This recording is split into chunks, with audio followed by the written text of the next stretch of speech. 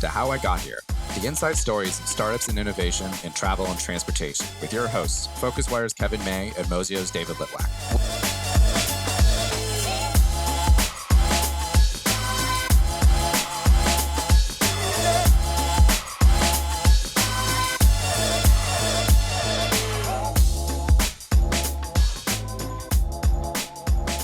Hello and welcome to How I Got Here, Mozio and PhocusWire's weekly podcast about the innovators in travel, transportation, and hospitality.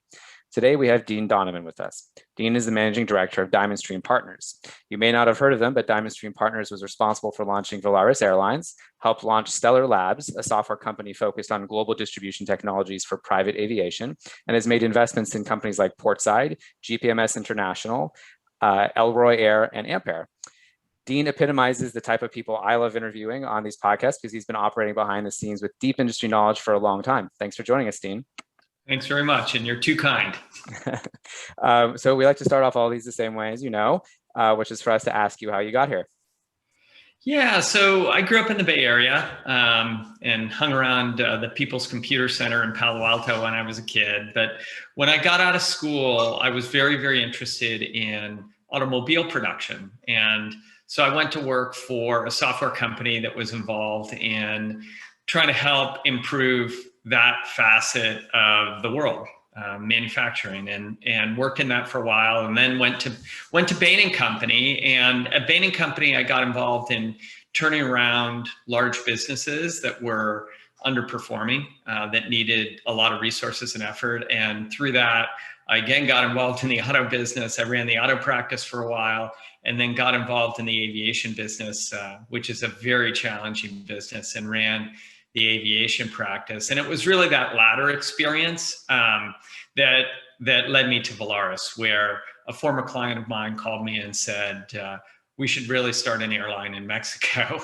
And after my partner, I picked him up off the floor because he thought I was absolutely mad to even suggest such a thing.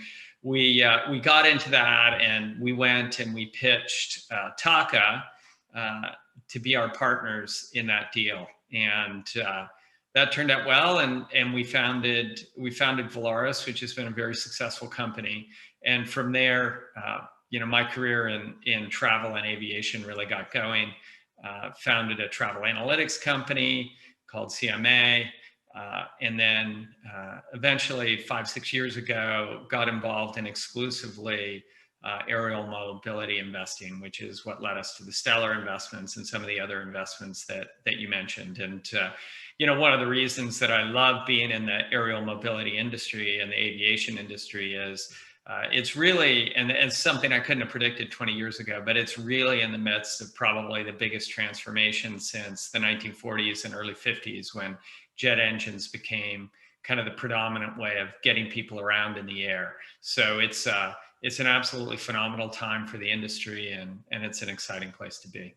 So I want to delve a little bit into, we can go back to a few of these different things, but specifically, why is this now the most exciting time? I think obviously there's the PR headlines. We all see the things about flying cars, but from an industry perspective, there's a famous tagline from Founders Fund. We wanted flying cars. We got 140 characters. And there seems to be now we're actually getting flying cars. And I think a lot of people said, well, why hasn't this happened before? What is it about the industry and the confluence of technologies that makes now special? Yeah, it's actually pretty simple. It comes down to two things. The first, and by far the most important, is changes in propulsion. So basically, propulsion, since aviation started, has been about exploding fossil fuels in an engine on the wing. And whether that's a jet engine or it's a prop, that's the way it's worked. And there's an enormous amount of efficiency loss when you do that.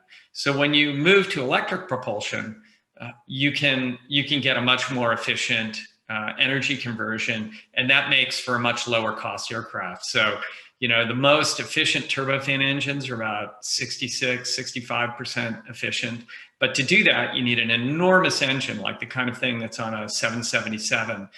With an electric engine, you can put a very small motor onto a wing, use electricity to propel it, which is much cheaper than burning fossil fuels at much higher efficiency, and the efficiency will be more like 95%. So the thing that we know about transportation is cost is really important. So when you make engines much more efficient, and you also change the scale of aircraft at which engines can be much more efficient, you're going to have a revolution. And that's what's going on right now. The other thing that's happening, which is also critical, but probably not as fundamental as a driver as propulsion, is electric controls. So artificial intelligence, advancing software systems have made it possible to electrically control aircraft remotely. So you see that in drones and light drones under 55 pounds, but you're also starting to see that in larger aircraft with companies like Reliable Robotics or Skyrise or X-Wing, where they're literally flying these aircraft remotely. And obviously that's been around in the military for a long time with the Predator drones and other kind of drones that In Situ's been making. But when you combine those two things together, you dramatically reduce costs on the labor side, you dramatically reduce cost on the propulsion side, you change the range of the kind of aircraft you can fly, so you can fly smaller aircraft more efficiently. And you also change the scalability, because the biggest barrier to the growth of the aviation industry is a shortage of pilots. So you put all that stuff together, you're gonna have lots and lots more aircraft over the next 10 years than you had in the last 50. And as a matter of fact, I think we're gonna see the largest production runs of aircraft since World War II over the next 10 years. Super exciting. Is the ability to do that electric propulsion having to do? I feel like a lot of us follow along with Tesla, right? And I think there's always the how many miles can the new Tesla battery go is kind of like a consistent thing that's ticked up and up over the last 5 years. Is it battery storage that has allowed electric propulsion to happen? Is there a particular reason why this is more possible now? I guess, and I mean, I guess I'm getting at the core technology development that maybe you've identified. Yeah, great question. Yeah, it is battery storage is part of it. And, battery densities increased dramatically over the last 15, 20 years with lithium ion batteries being introduced. It's also battery cost, which has declined a lot. And so, the biggest challenge with aircraft is weight is really, really important. And so if you were to try to build a 737 with batteries, it would weigh hundreds and hundreds of tons just in batteries. And so when you make those batteries cheaper and lighter, that helps a lot. It's also true, though, that the progress in automotive has helped develop concepts around hybrid electric aviation and propulsion systems that could be distributed. And then software systems enable distributed propulsion. So, before it was kind of hard to coordinate many different motors on an aircraft. They were, you usually had 2 or 4, and to really do something like a drone, which takes a lot of rebalancing of the rotors, you need sophisticated software systems. So that's helped as well, but it's primarily been batteries. Very cool. Rolling back to the beginning part of your career here. So you mentioned you were at Bain in an aviation practice. We just had Alex Cruz from British Airways on the podcast, who founded another airline that ended up becoming part of Whaling. And he also came from a consultant firm. And I can't help but asking, who are all these people at aviation practices who all of a sudden go start airlines? Is this something that people out of Accenture and Bain there seems to be a pattern here? Tell us a little bit about that initial starting process for Volaris.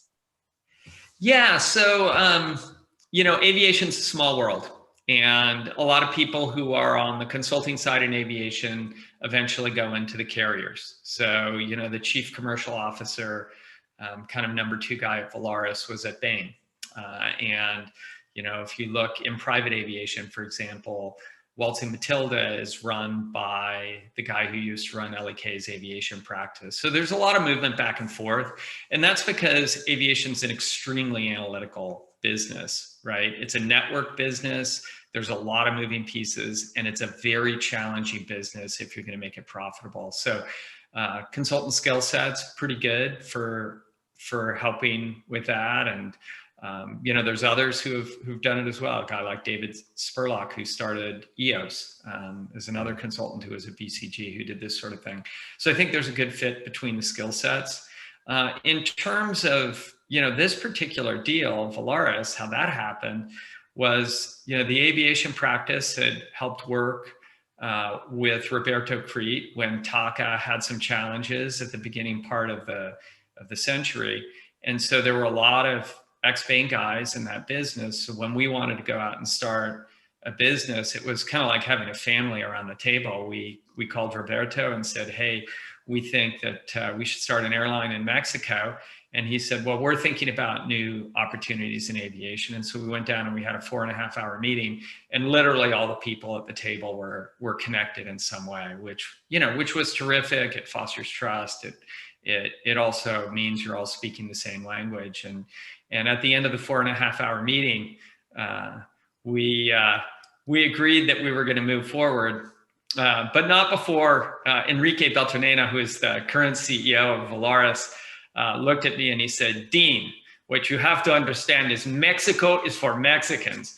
In other words, he was telling me that we would never start an airline in Mexico because we weren't Mexican. And actually, that was great pushback. We eventually got Carlos Slim and Televisa involved, Emilio Azcárraga involved in the deal, and made it a 4-way partnership, partly as a result of that feedback.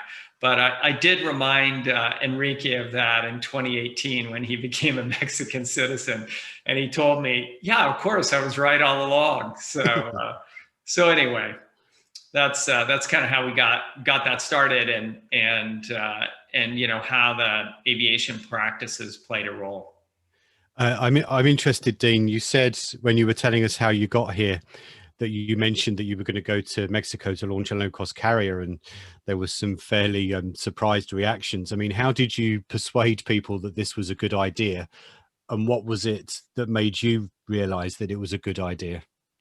That's a great question. So, low-cost carriers are something that I'd had some experience with before, both in terms of trying to defend against that, but also in terms of when we were in Bain Dallas back in the day, we worked for Greyhound, and they came to us and said, geez, Southwest is wreaking havoc with our business. What do we do?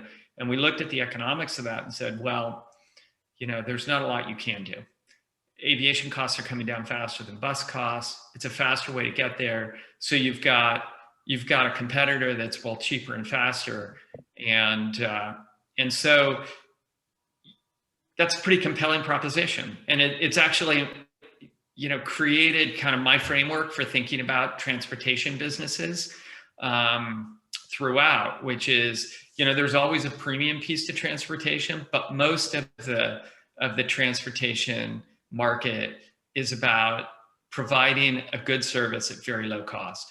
And so when we looked at Mexico and we thought about a low-cost carrier in Mexico, what we realized, it was the biggest market in the world that didn't really have a highly developed low-cost carrier. And not only was that the case, but if you looked at the bus market in Mexico, it was the biggest bus market in the world at the time.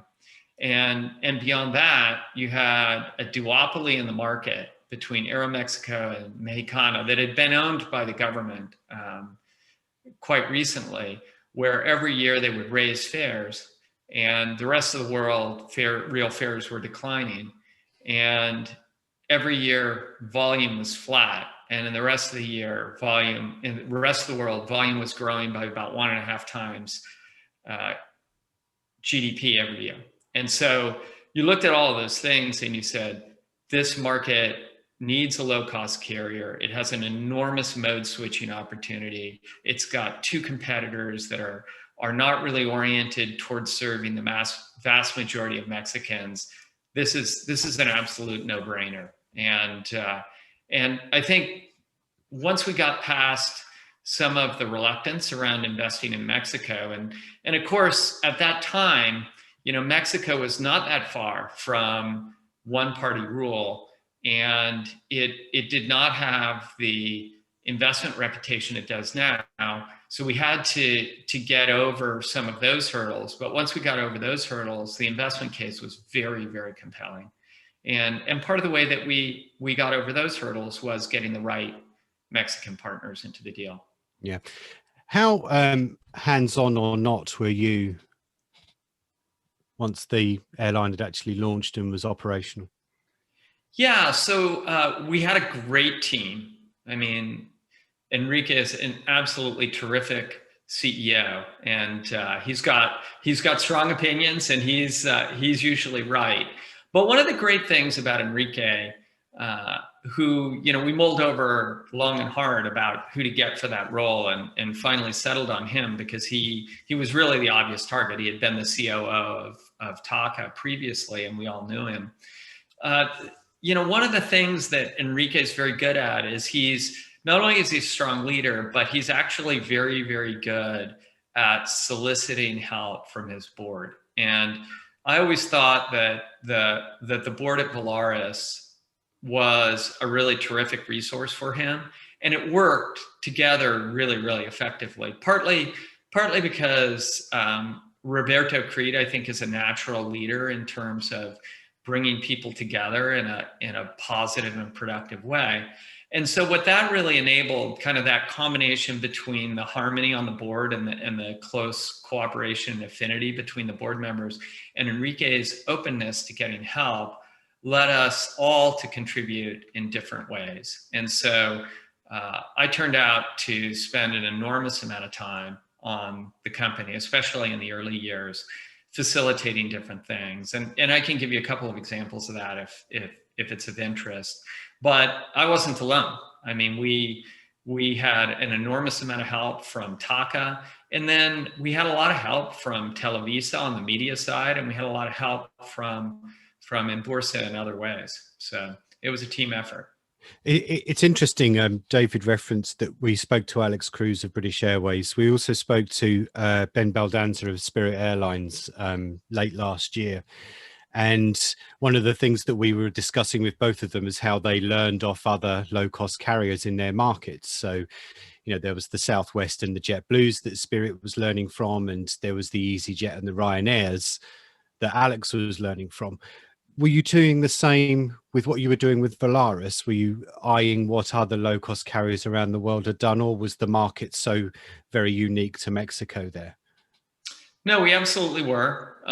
We learned a lot from the low-cost carriers all around the world, and that really accelerated when Inbursa and Televisa left the investment group in 2010 and were replaced by Indigo, because Indigo had a portfolio of 5 low-cost carriers, and so the sharing between those 5 companies has really been quite extraordinary, including doing co-purchasing agreements with Airbus.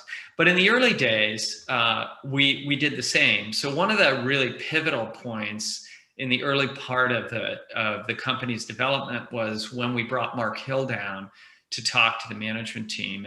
And Mark, as you may know, was one of the founders of WestJet, and really ran strategy for WestJet in the early days. And he had, some very, very strong opinions about how to build a low-cost carrier.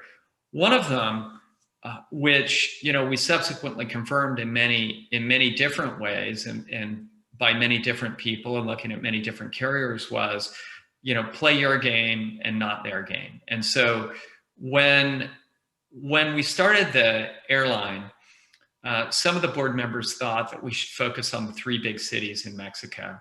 And Mark came down and said, hey, why serve those markets, which are business markets, when you could serve the visiting friends and relatives market, and you could go into Western Mexico where there's less competition, but there's a tremendous latent demand by ordinary Mexicans for air services.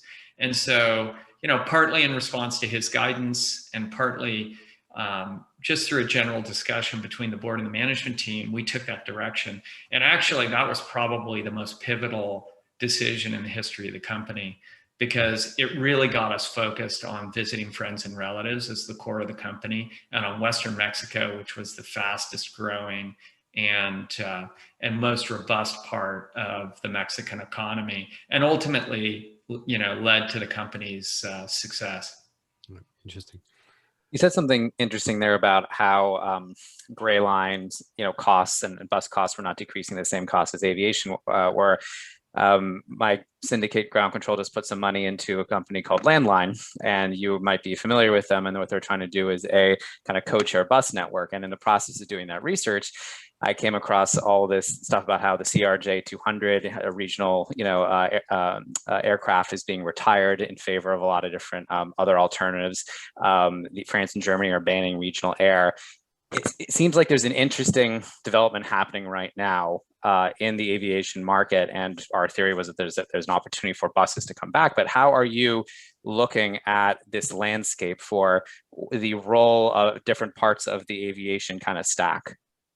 Yeah, this is super exciting, and I think this is an area where investor momentum and public visibility is perhaps a little bit inconsistent with, at least where I see the biggest opportunities. So if you really think that stimulation is driven by the cost of transportation, what you want to look at is you want to look at things like cost inversions, right? Which is exactly what Greyhound experienced back in those days, and exactly what Volaris took advantage of in Mexico with the bus market. And so when you change the propulsion costs, the costs associated with propulsion in aircraft, and you can actually change that in much smaller aircraft than 737s, you're really going to change regional transportation. So Ampere, one of the companies that we invested in, is working on a Twin Otter conversion. And one of the things that really caught our attention in that, and for those of you who don't know, a Twin Otter is a 19-seat aircraft, prop aircraft, that's really well suited for regional transportation. It's been around for a long time. It's sort of a step up from a Cessna Caravan. And we looked at the cost numbers and said, geez, if you convert this to hybrid electric propulsion, you can drive the cost to transport a person a mile in a seat down below what it costs someone to drive.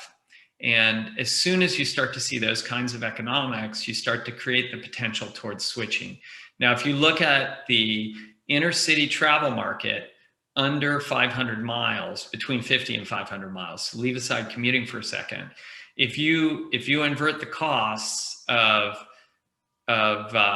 air and auto in that market, you're talking about enormous numbers of trips, and 95% or 97% of those trips are via auto. And so if you just got 10% of those trips converted to air, you would have passenger volume now, not dollars, but you would have a larger air market domestically than you have in all of domestic commercial aviation right now.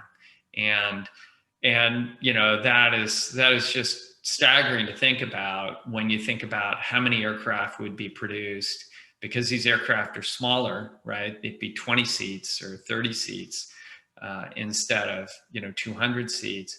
And then what kind of incredible convenience that could mean, and what kind of social changes it could mean for people in this country. It would connect rural communities. It would open up entirely new destination resorts that could be much smaller scale, much more boutique. It could create long distance commuting. So that kind of cost inversion is what we're really focused on at DiamondStream when we look at electric aviation. And as we look at shorter haul travel, buses might actually be cheaper, or they might be more expensive than regional aviation in that case, but it would certainly open up a new opportunity for air in that market. So I'm curious, what is are buses dead, in 10 years, 20 years, or regional buses dead in 20 years? What is your kind of I think, theory about how the transportation stack, kind of plans out? Because I think in local mobility, right, there was, we used to have taxis and public transit, and then it's been sliced and diced into every single little potential way. You can share a taxi now, or you can bike, or you can electric bike, or whatever. And you have every single price convenience, point there. Do you believe that like the idea that a bus over 100 miles will just not exist anymore and will be substituted by some of these other forms of transportation, or yeah? Yeah, so one of the good things about buses is they can go anywhere. So I doubt buses will be extinct in 10 years. I just think there's a flexibility there that aircraft don't have. And, we haven't got into eVTOL aircraft and UAM in this conversation yet, which we can do in a second. But just in terms of fixed wing regional aircraft, there's not an airport everywhere. And even if there is an airport everywhere, aircraft costs aren't just a function of how much it costs to fly per hour. It's a function of how full the aircraft is.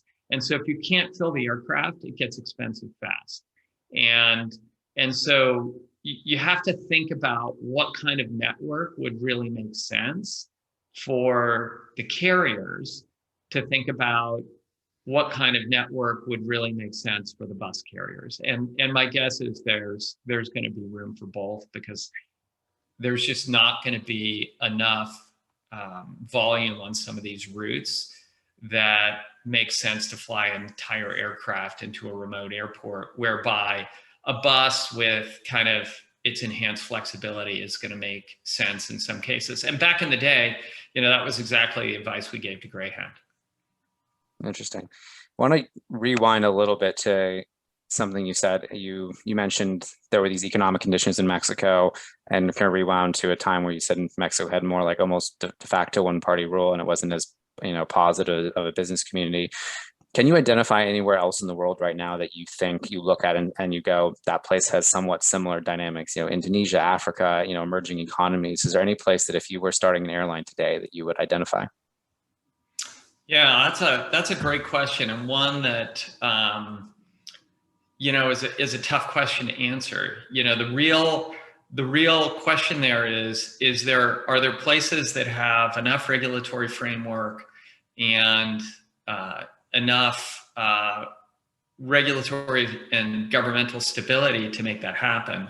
And I think the answer is most of those opportunities have actually been taken up, at least by somebody. Doesn't mean that they couldn't be executed better. I mean, if you look at Brazil, you had Gol, and then you had Azul, and so on and so forth. So I think there's always opportunity to do something better, but there's not an obvious opportunity to me around low-cost carriers for the next low-cost carrier. Now, there are various regulatory barriers around ownership in the airline business, and so I'm not looking for low-cost carrier deals every day, like say the Frankies would be at Indigo. And so the bigger opportunities today are, I think, probably around relaxing regulatory ownership restrictions that make it possible for new owners who have high expertise to get in and help a market where there might be a low-cost carrier, but it might not be a really high-quality one. But which specifically those markets are, there's a lot of low-cost carriers out there right now. It's an interesting point that you raised there. I mean, it's now 15, 16 years since the Volaris launch and the NAD investment, and you've not done something similar since on that scale. Is that because the conditions haven't been that right for that amount of time? No, I think it's more that we see the opportunity to apply the same sort of concepts into electric aviation around stimulation. So it's been more about following the technology than it's been about the fact that there's no opportunities. I mean, we've looked at multiple low-cost carrier opportunities over the last 15 years. And there have been some interesting ones.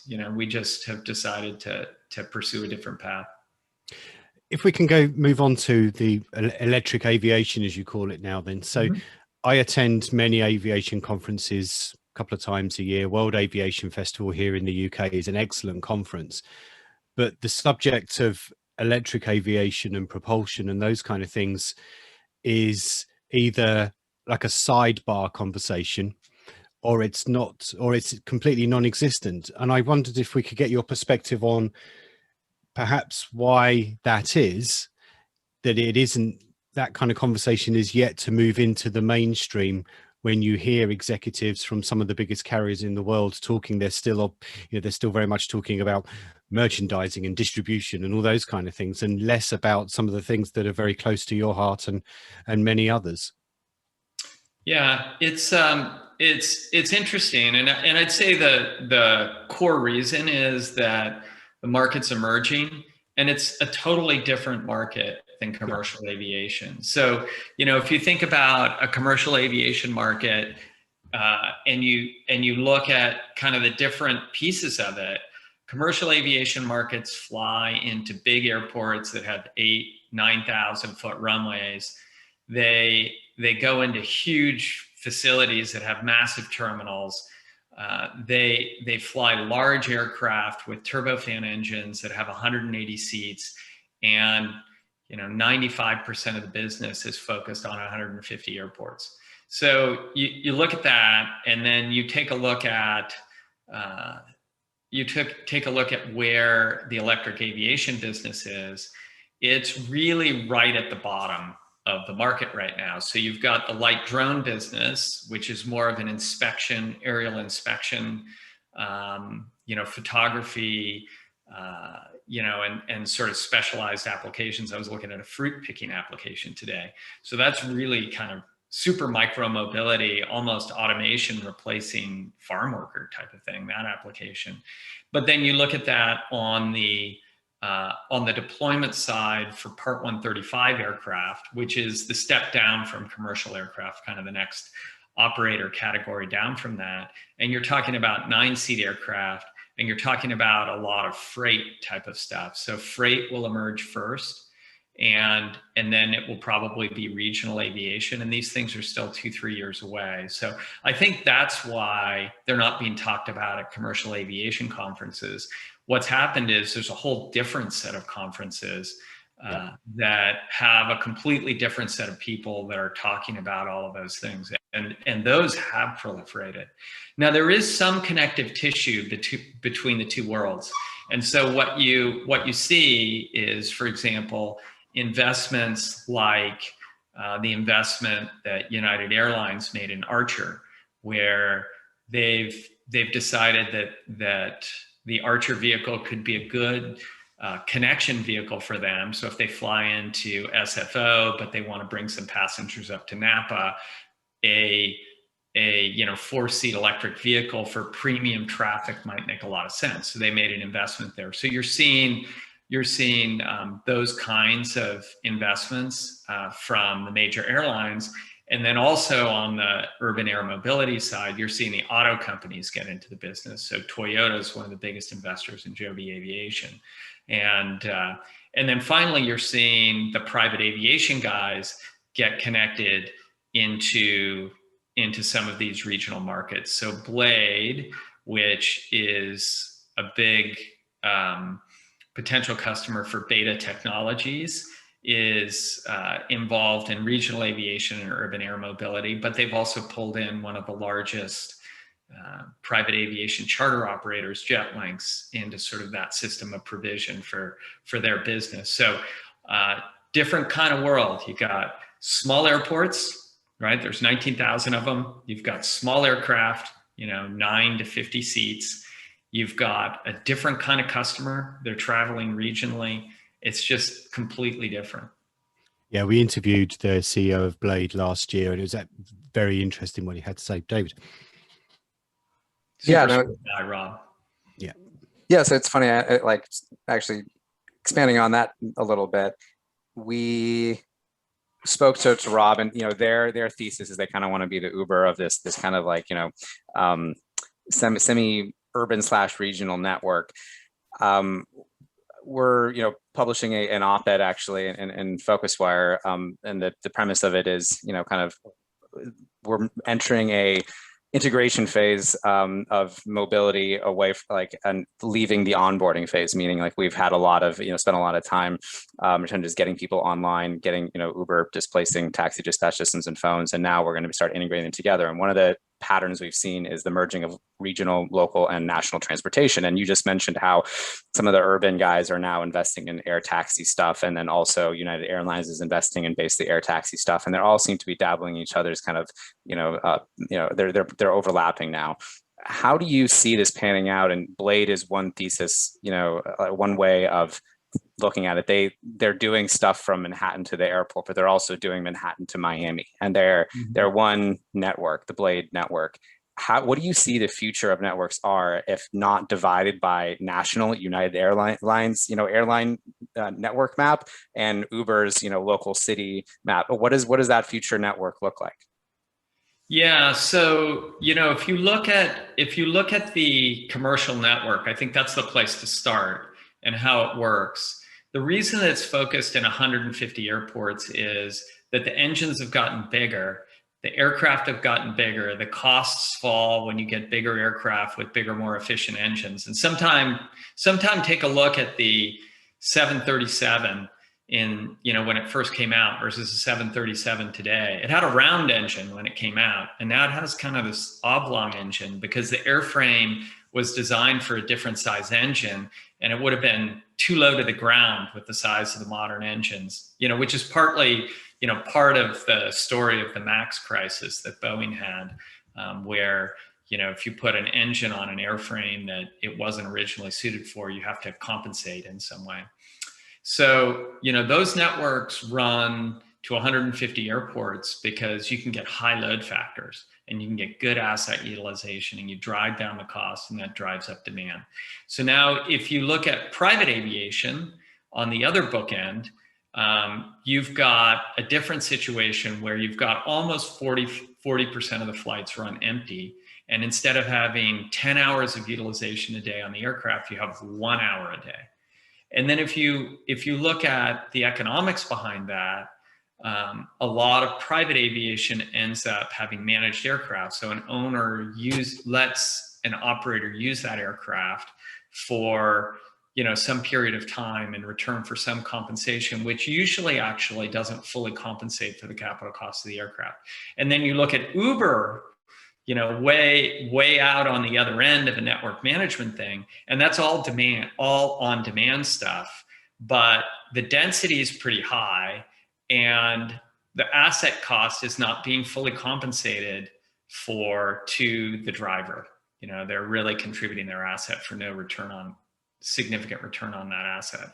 And so if you're going to run a network where you own aircraft, the lesson of this is, and you want to make it affordable, you've got to keep utilization high.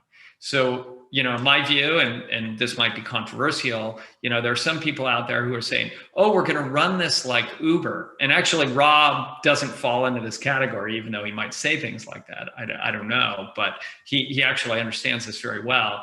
You can't do it, because if you run it like Uber, you're going to end up with 50% of your flights being empty. And so you need a dense network.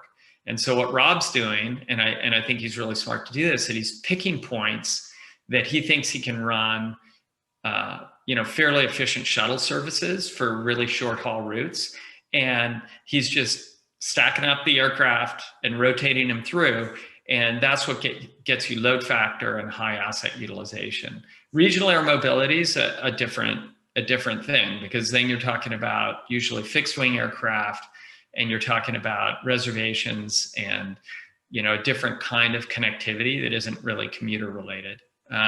So I'd say on the urban side, you're going to see some concentration points where you try to get very high volumes of aircraft trips into those concentration points. And in terms of regional air mobility, I think you're going to see it into, and those may be new concentration points, by the way, you're going to see it into regional airports, but you're going to see service that is, scheduled, that needs to run at very, very high load factors for it to work. And those are the routes that are going to get served. But the idea that we're going to have a network that looks on demand, there might be a product like that, but it's going to be a product for very rich people because it's going to be very expensive. Brilliant. I want to end with one last question. So you alluded to the low-cost carrier opportunity in Mexico and anywhere else in the world you feel has largely evaporated. But there's a trend sometimes in Silicon Valley where investors will publish a call for startups saying, here are these 6 different things that I've noticed are needed. And obviously 20 years ago you answered your own call for startups for a low-cost carrier in Mexico. What are your current call for startups? It doesn't have to be a new airline, but just anywhere from the hardcore technology side all the way up to the operational side. Yeah, so I think there's still, by the way, I think there's still low-cost carrier opportunities. It's improving on business models. The greenfield opportunities, I think, have largely evaporated. The place where I really see the opportunity right now in sort of this next generation aviation is in light drones. And so the value chain there is, largely served by DJI right now. And so there's a whole set of component suppliers and kind of value chain addition that can be done there and applications that can be put on those platforms. So I think that's one area that we're going to see just an enormous amount of growth in. And so, when you're able to fly something around and do something that you otherwise would have had to have done with a person in a car, but you can do that with basically aerial robotics, that's going to be an enormous opportunity. So we've looked at one really interesting computer vision company that literally can have a drone fly around and it can identify visual markers. So they had an application in Australia where they could tell whether people were standing within 6 feet of each other, whether they had masks on, and whether they were facing each other to identify COVID risk at commuter stations. So things like that. And then the next areas that I would say is for larger aircraft, I think it's in freight and the various components that are going to facilitate freight vehicles, and probably in specialized applications like first responder vehicles, and then hybrid electric conversions of existing aircraft and regional air mobility. Those 3 things I think are immediate. The UAM stuff, further out. Bigger aircraft with electric or hybrid electric propulsion, further out. That's big dollars, and it's it's going to take some time to get that put together. Interestingly, another area that I think is really interesting is autonomy, and that's sort of partial autonomy. I think will be very, very effective. Just getting pilots out of the cockpit and into a piloting station on ground would save a lot of money and certainly make things a lot safer. Drone delivery, interesting. I think there's a lot of issues with it inside urban areas, just in terms of safety, airspace control and stuff. But if you do that, if you get the autonomy stuff done properly in rural areas, could be a very powerful concept. So that's related to freight. But I think the biggest freight opportunities in mid-mile freight. So those are some of the use cases that I think are going to be interesting. And then there's all of the software facilitation of all of that stuff, all of the components. There's lots of airport opportunities, I think, particularly in Europe, but not in the US on the infrastructure side. So there's a whole ecosystem that's going to have to be built. But if you're an investor, I think you want to focus on the things where you're going to see cost inversions and you're going to see things that can get to market in the next couple of years at really competitive pricing to see rapid growth. Very quickly, Dean, and last question from us then. I mean, we've interviewed many startup founders who have come at something where arguably the barriers to entry are quite low from a cost perspective. And I wonder whether some of those elements that you've just talked about there, Dean, there's drone delivery and this, that, and electric propulsion and all those kind of things. I imagine those might be fairly difficult markets to enter just because of the cost of the assets that you need to be involved in. Would that be fair? Yeah, I think that's fair. And, aerospace platforms are hugely expensive. I mean, Joby doesn't have a commercial product deployed yet or certified yet. They have a product. but they've spent hundreds of millions of dollars. So there's different levels of complexity, but anytime you get into aerospace and certification, it's going to cost more money and take more time. In some ways, it changes the dynamic, though, because once you have something that's certified, even if it hasn't been fully commercialized, it has a lot of value because there's a lot of entry barriers there. So it's going to be a different dynamic than your typical software investing that we've seen so much of out of Silicon Valley over the last few decades. This is going to be more hardware and software, or even hardware. A lot of it's going to be capital intensive up front. A lot of it is going to be military facilitated with non-dilutive funding, or NASA facilitated to help these ideas get off the ground. So there's a completely different path for entrepreneurs in this space, and a completely different set of risks. And those risks, I think, are manageable. And there's funding out there to take these things over the finish line, but you need to be very thoughtful about your strategy. And obviously, a minimum viable product strategy doesn't work very well when you have people on board your aircraft. You need to make sure it absolutely works. So, and that's a very good point to end on. Thank you so much, Dean Donovan, for joining us on How I Got Here this week. Guys, thanks very much. Okay, you've been listening to another episode of How I Got Here. That's PhocusWire and Mozio's weekly podcast where we talk to the entrepreneurs and innovators in travel, tourism, hospitality and transportation.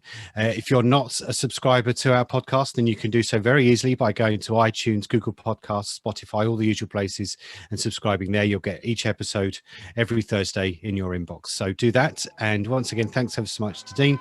And on behalf of David and I, thank you very much for tuning in, and we'll see you next time. Thanks for listening to the How I Got Here podcast. We'll be back next week with more insight stories behind startups and innovation in travel and transportation. Check mozio.com/move for a complete write-up of the highlights of every podcast with translations into 5 languages, and get your daily dose of news on the digital travel economy by subscribing to the newsletter at PhocusWire.com. See you next week.